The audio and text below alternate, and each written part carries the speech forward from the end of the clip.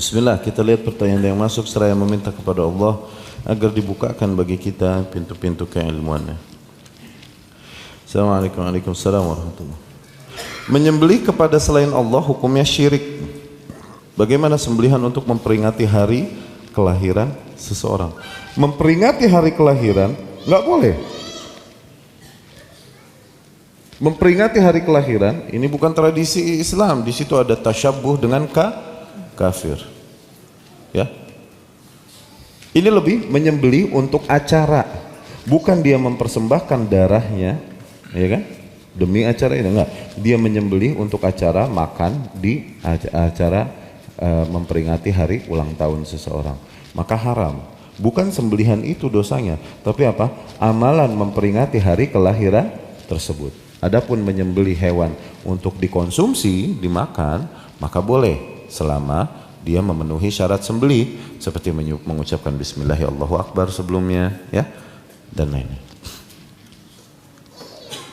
Sembelihan untuk memperingati Maulid Nabi. Apakah sembelihan ini demi Maulid Nabi? Gitu loh. Apa untuk memberi makan orang-orang yang sedang hadir? Beda cerita, awas. Ya kan? Tidaklah mereka menyembelih demi Maulid Nabi, bukan. Wallahu a'lam, ya. Kalau demi itu mereka lakukan sesembelihan, maka itu sebuah maksiat, kita katakan. Dia melakukan penyembelihan kalaupun lillahi ta'ala, namun untuk acara-acara yang tidak diajarkan oleh Allah Subhanahu wa taala melalui Rasulnya sallallahu alaihi wasallam. Ulang tahun Rasul sallallahu alaihi wasallam. Mereka menuduh kita nih yang enggak mau bermaulid, dikatakan bahwa kita nih tidak mencintai. Coba ente bayangkan. Qanunul mahabbah, kata Syekh Abu Ishaq Al-Huwaini, aturan undang-undang cinta dimanapun adalah ketika kau hanya mau mengikuti sang kekasih, nggak mau yang lain.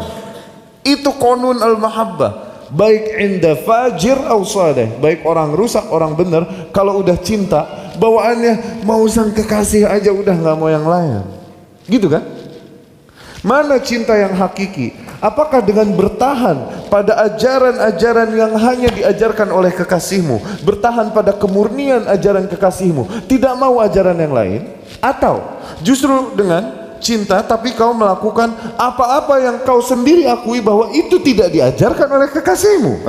Mana cinta yang hakiki? A apa B? Tentu yang pertama kan, A kan? Nggak usah menjadi pintar untuk tahu. Yang justru kita yang bertahan pada kemurnian sunnah Rasul sallallahu alaihi wasallam, yang mencintai Rasul. Adapun mereka yang melakukan apa-apa yang tidak diperintahkan oleh Rasul sallallahu alaihi wasallam dan mengaku cinta kepada Rasul sallallahu alaihi wasallam, maka cinta mereka gombal.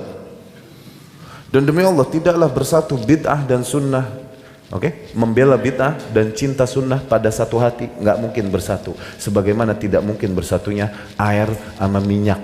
Sebagaimana tidak mungkin bersatunya syirik sama tauhid. Orang kalau emang dia hatinya ngebela sunnah, dia tidak akan mentolerir bid'ah.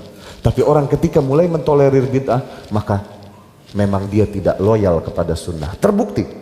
Orang mau membela bid'ah segimanapun, lihat, justru amalan yang rajin dia lakukan adalah yang bid'ah, yang memang kita sunnah sepakati dia tidak amalkan. Apakah mukanya berjenggot atau malah berkumis bagaikan ular bulu, batu baterai begini.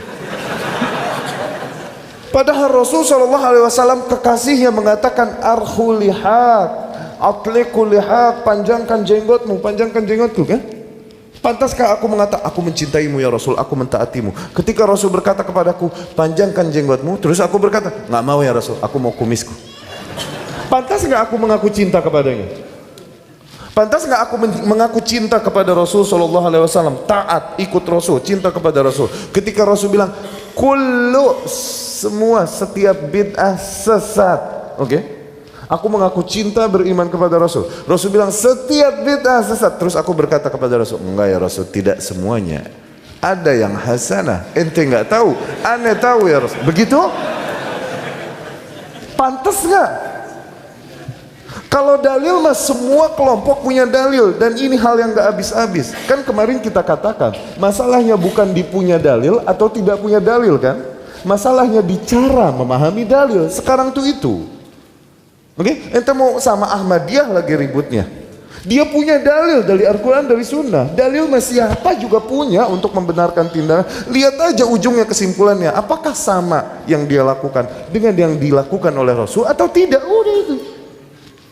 Lihat aja kesimpulan ujungnya gitu loh. Kalau untuk berkelah ini itu, Rasul sendiri bilang, inna akhwaqfa ma akhafu ala ummati jahil alimul lisan. Yang aku paling khawatirkan atas umatku adalah orang-orang jahil tapi lidahnya pandai bersilat. Wal'iyazubillah. Nah, ittaqullah. Apa saja bacaan salawat kepada Nabi SAW? Syuf, sahabat Allah. Siapa yang bertanya kepada Rasul? Sahabat ada yang ingat? Ana lupa nih. Kalau lagi ditanya begini lupa deh tuh, deh. Bertanya kepada Rasul, ya Rasulullah, qad arafna kaifa nusalli alaik, fa kaifa qad arafna kaifa nusallimu alaik, fa kaifa nusalli alaik. Yani Allah perintahkan, innallaha wa malaikatahu yusalluna.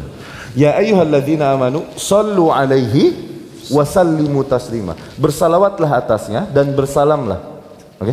Sahabat bertanya, ya Rasulullah, kita udah tahu bagaimana bersalam atasmu. Karena mau mempraktekkan perintah Allah nih. Kan disuruh bersalawat dan bersalam. Oke? Ya Rasulullah, kita udah tahu bagaimana bersalam atasmu. Ya, ini mengucapkan assalamu alaikum. Sekarang bagaimana bersalawat atasmu? Rasul SAW bersabda, katakanlah, Allahumma salli ala Muhammad wa ala ali Muhammad kama sallaita ala Ibrahim wa ala ali Ibrahim innaka Hamidum Majid. Yang kita baca di tahiyat, Allahumma barik ala Muhammad wa ala ali Muhammad. Nah, itu yang diajarkan Rasul SAW. Ini salawat sempurna. Adapun salawat yang lain, ketika mendengar nama Rasul SAW, ucapkan salawat atasnya. Okay? Dengan redaksi apapun, misalnya berkata sallallahu alaihi wasallam atau Allahumma salli wa sallim alaihi. Tuh, ini udah bukan nyanyi-nyanyi sambil geleng-geleng rame-rame, bukan.